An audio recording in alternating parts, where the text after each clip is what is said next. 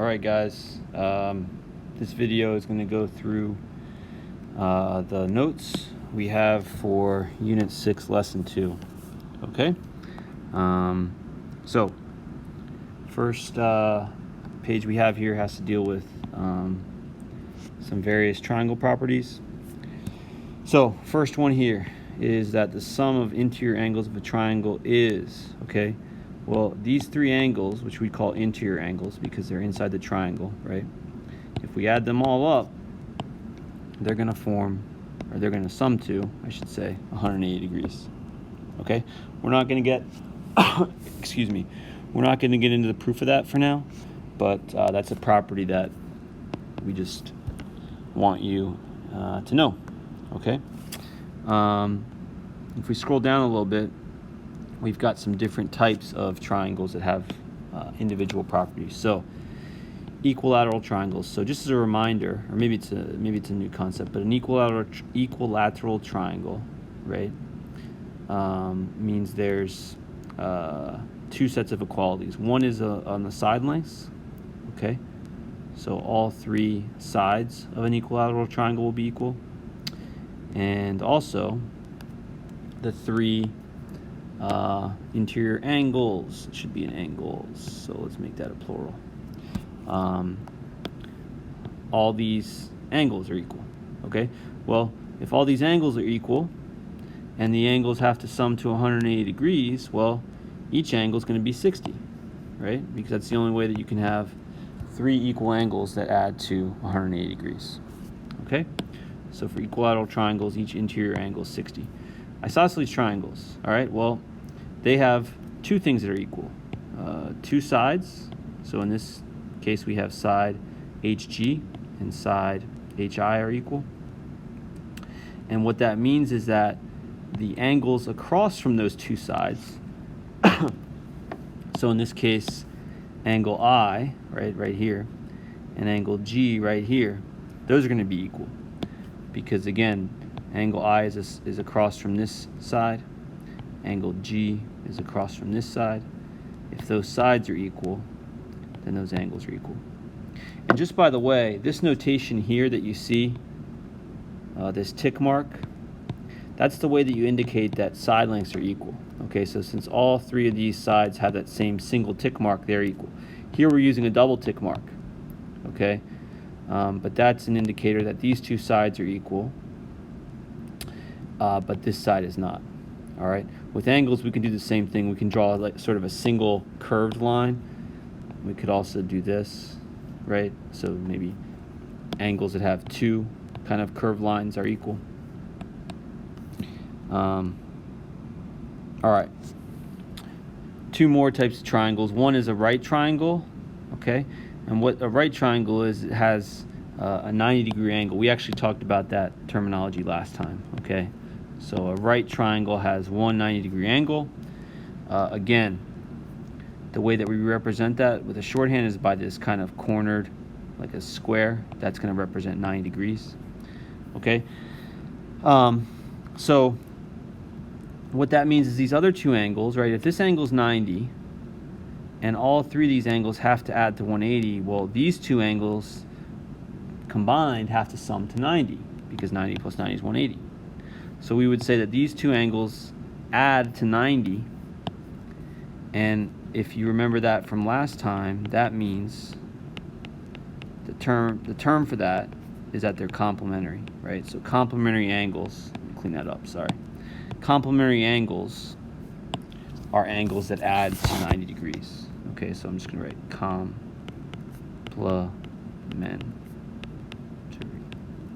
Okay? Last type of triangle is a scalene. Okay, so scalene has no sides that are equal, and therefore no angles that are equal. All right? But it still has that property that these three angles added together has to be 180. Okay, so this page is practice. So at this point, I'm going to skip this, okay? I'll put the final answers to this in you know, the normal place where the field notes go.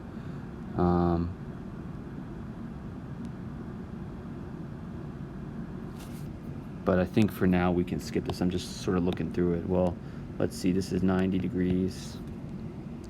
34 and 76 is 100, so this has got to be 80 degrees.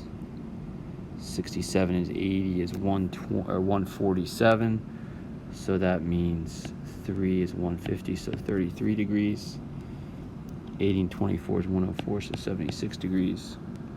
Yeah, that's enough. I'll fill in the rest of these at the end of the video. Okay. Here's some more practice. This is kind of cool because what happens is you have a letter. Actually, all of these. Sorry, for both. The letter goes, you know, somewhere here wherever the answer is. So let me look at a couple of these. So Z is 90. So I'm going to look for, where do I have a 90? I'm going to put a Z there.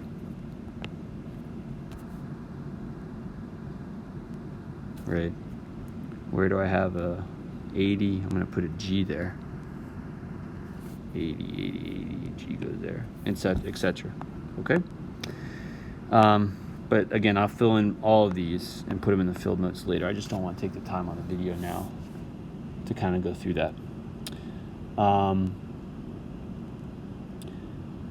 Exterior angle of a triangle property. So, first of all, an exterior angle it basically looks like this. And so what I would say how you form it, you take a side, okay, you extend that side out, and then you take the angle formed by that side that you've extended and the side touching it.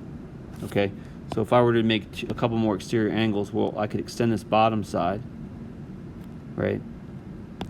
I could extend this side out, and that exterior angle is going to be formed by doing so. Okay, so we've got an exterior angle here.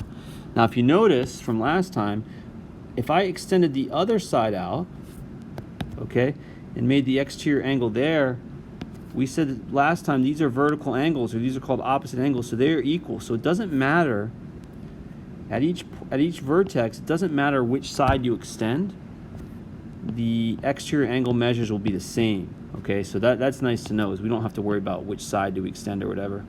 Okay, so in this top right, I'm going to extend, whoops, let me get black here. I'm going to extend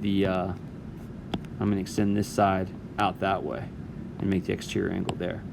Okay, so if I do that, there's my exterior angle.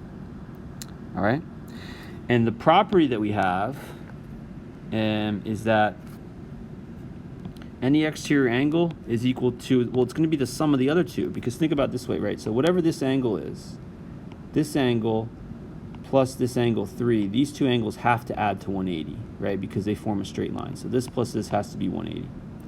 But this angle plus this angle plus this angle also have to add to 180, right? Because they're 3 interior angles of a triangle. So the exterior angle here is going to equal the sum of the two other, or then you could say the two non-touching, non-adjacent interior angles. All right, so let me write that. Any exterior angle of a triangle is equal to the sum of the two non-adjacent, adjacent just means touching, right? Interior angles. Very nice property, okay? So if I want to know the measure of this exterior angle here, well, to get that, if I knew this angle and this angle here, I add those together, that's the measure of this, right? So, for example, let's see, if we want to find x, well, that's going to equal 60 plus y. All right, so I could say x is equal to 60 plus y. If I want to solve for y, well, I know that these three have to add to 180. These two, this is going to be 118, so this is 62. So y is equal to 62 degrees. So x is going to equal 60 plus 62, which is 122 degrees. Okay? In this second picture, well, I know that this exterior angle is going to equal the sum of these two. So if I want to solve for x, I can set up an equation that this 3x minus 10 is going to equal these two, right? The sum of those two, sorry. So I could say 3x minus 10, which again is that exterior angle, that's going to equal the sum, so adding these two angles together. So that's going to equal 25 plus x plus 15. Okay? If we do some algebra now, that means that 2x minus 10 is equal to 40. So 2x is 30. So x is going to be 15 degrees. Okay? So guys, I'm getting a little bit sloppy in the earlier parts of my equation, not writing degrees every time. There's no degree here, here, here. I am writing at the end. So don't forget, when you're giving an angle measure, remember to put the degree sign on there. Okay, here, well, what do these marks mean? These mean that we have two equal side lengths. That means that these two angles are going to equal each other. Okay, so I'm going to mark that with this kind of blue. Those are congruent or equal angles, right? So I'm going to call them x. Well, we know that these two angles plus 46 has to be 180. So I'm going to say 2x plus 46 has to equal 180. And then if I solve for x, 2x is going to equal 134. So x is equal to 77 degrees. Okay? If I want to find n now, it's just going to be 46 plus x. 46 plus x. So n is going to equal 46 plus 77, which is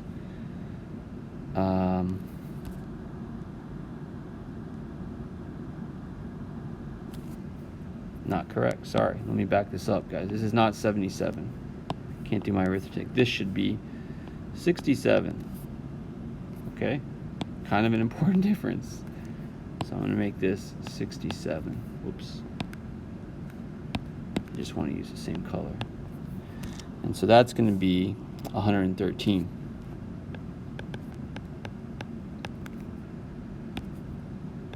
Okay.